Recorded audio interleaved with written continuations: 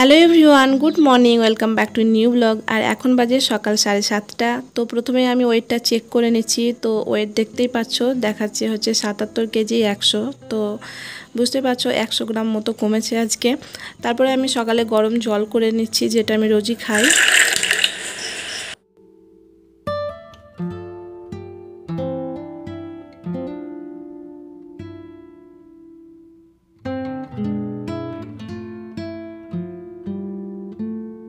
প্রথমে আমি যে কাজটা করেছি সেটা হচ্ছে জাঙ্ক ফুড পুরোপুরি বাদ দিয়ে দিয়েছি। যে তেলে ভাজা মিষ্টি এগুলো বাদ দিয়েছি, চিনিটাও খাওয়া ছেড়ে দিয়েছি।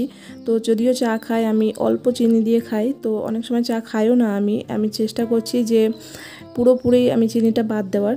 তো যাই হোক, তো এই ভুলটা আমি করব না যে খাবারকে হুট করে আমি আগের বার যেটা করেছিলাম কমিয়ে দিয়েছিলাম, ফলে আমার অ্যাসিড রিফ্লাক্স হয়ে গেছিলো, অ্যাসিডিটি হয়ে গেছিলো। তার ফলে অনেকটা টাইম আমাকে ভুগতে হয়েছে। তো সেইটা আমি করতে চাই না, অনেকটা টাইম টেকিং এটা।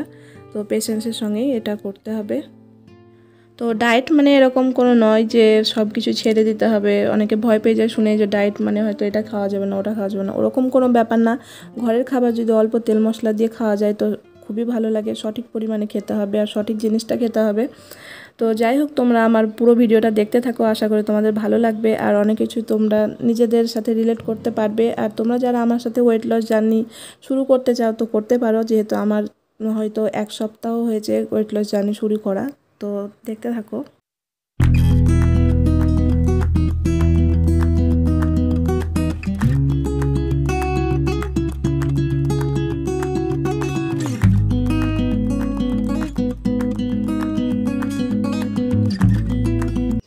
আর এখন ব্রেকফাস্টের প্রিপারেশন করছি। তো প্রথমে আমি ডিম সিদ্ধ করতে দিলাম। আমি আমার আর মায়ের জন্য ব্রেকফাস্ট তৈরি করছি।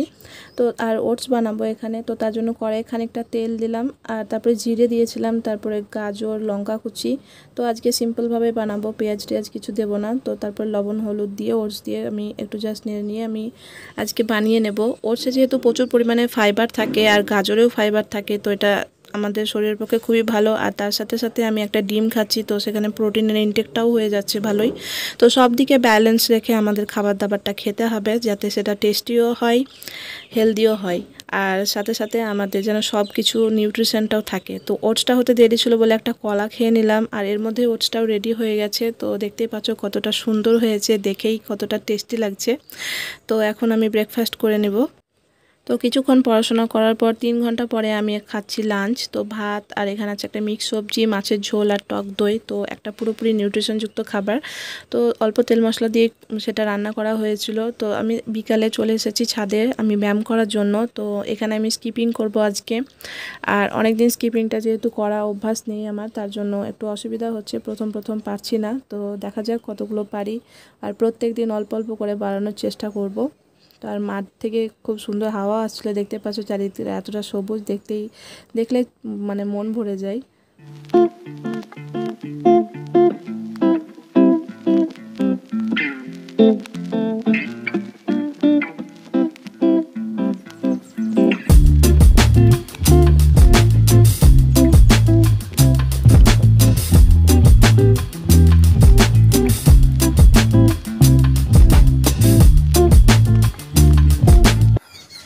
ঘাম ঝরানোর জন্য স্কিপিং হচ্ছে খুবই ভালো এক্সারসাইজ। তো প্রচণ্ড ঘেমে গেছিলাম আর টায়ার্ডও হয়ে গেছিলাম, খুব বেশি আজকে পারিনি, মোটামুটি 160 বা এরকম করেছিলাম। তো যাই হোক, তারপরে আমি এসে জল খেলাম আর তরমুজ খেয়েছিলাম। আর আমি এখনও একটু বেলা আছে, তার জন্য মা আর আমি হাঁটতে গেছিলাম। তো হেঁটে আসার পর আজকে সন্ধ্যাবেলায় কিছু খাইনি, ডিনারে ভাত ডাল আর আলু সিদ্ধ খেয়েছিলাম। যদি তোমাদের আমার ওয়েট লস জার্নিটা ভালো লেগে থাকে তো প্লিজ চ্যানেলটা সাবস্ক্রাইব করে রাখতে পারো। বাই।